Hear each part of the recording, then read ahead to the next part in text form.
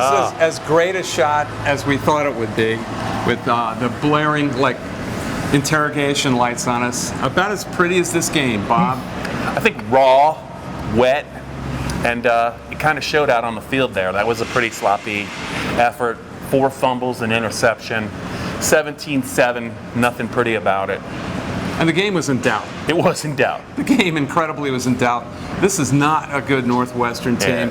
And you could say they were going to circle the wagons and rally troops and all that crap because Pat Fitzgerald is a really good coach. He's been resilient every year of his 17-year Big Ten career. But still, man, this was a defense that has been pushed around. This is an offense that couldn't score against Southern Illinois much, or last week. They've been beaten 3 straight games by Duke, Southern Illinois, and Miami of Ohio, and this does not seem like good prep for the Michigan Wolverines. I mean, I think that Penn State's defense has nothing to feel bad about. No. I mean, they gave up that 1 long touchdown pass. They dominated the game. Field position, Barney and Moore played well, but it really just came down to when you turn the ball over 5 times. I mean, they probably could easily.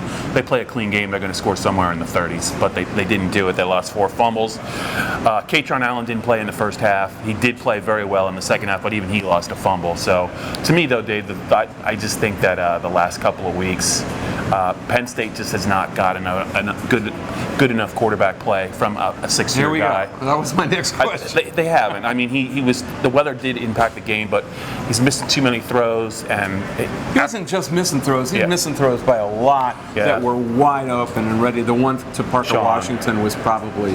There was another one to Tinsley for a home run that he's throwing skilled guys into harm's way too. He almost got Katron Allen killed. It's just, it's just the fans were booing. I mean, it's been 2 games in a row like this, and he's not facing great defenses. He's going to have to step it up, and it just sounds like James Franklin is in no way prepared to even consider coming off a bye week any appearances from Drew Aller. He just doesn't. It does not seem like that's not the answer. And he was asked that, and I gave up because I asked him this last week, and somebody else asked it in a different way this week, and his answer was, no, we didn't discuss that on the side. That was not discussed on the sideline. Mike didn't discuss it. So that's not really an answer, because it would have been the perfect time to play Aller in maybe the second quarter when they're up 7-0, because the other reason is Northwestern could not get to the quarterback. No. They weren't close to getting to the quarterback. This was a perfect time to put him in and try him out. The road gets a lot tougher off the bye with 3 games, and I think as long as Sean Clifford's healthy, they're going to live and die with him. That's right. And you have to, based on the last couple of weeks, you have to wonder about what the upside is for this passing game, especially if Keandre Lambert-Smith is hurt, because it's just been too erratic, I think. You mentioned Allen, and while Franklin didn't exactly say it explicitly, he suggested that this was some sort of, I even hesitate to say disciplinary. Well, it wasn't an injury. But it was not an injury, and it was some sort of personnel matter, which suggests that he was out for the first half for a reason, and that's as much as we can say. He brought up my favorite phrase. He used it with Micah Parsons at Minnesota, behavior modification. He brought it up, I'm not saying, but I think clearly something went awry with young Katron. And Devin Ford has left the team. No surprise. I mean, there was no role for him. Yeah. And I think I'm surprised he actually started the season with the team. He was in during passing downs, and he seemed to need a back that was in during passing time, a limited role, and so maybe he was. It was said that he's going to contribute to concentrate on his classwork. So that's that. Anyway, it doesn't feel like this team is prepared for the Michigan Wolverines. That's how I feel. How do you feel?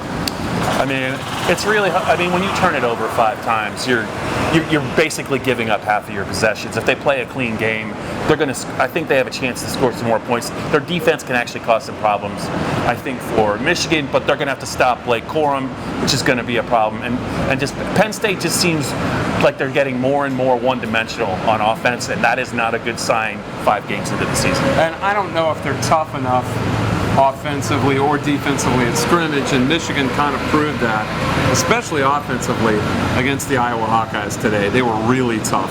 against a very tough defense. Of course, the other side of the coin is Iowa can't score against anybody. So. Well, the last time Penn State came off a bye week, they ran into that Illinois buzzsaw in night overtime. So I don't know what Penn State fans are expecting coming off this bye week, going on the road to Ann Arbor. So it's going to be really interesting what James Franklin and Mike Yurcich think they can fix, because there's some stuff that needs fixing, my man. Or as they say in the mid-state, needs fixed. Needs fixed. Obviously, there's some things that need to be cleaned up. Anyway, that's it from Beaver Stadium until, well, we're not going to do anything next week. We'll do the I'm going to enjoy my bye week. I hope you will. You and Kaiser, I hope, I'm enjoy sure your some bye week. Coors Light will be involved. Until then, adios.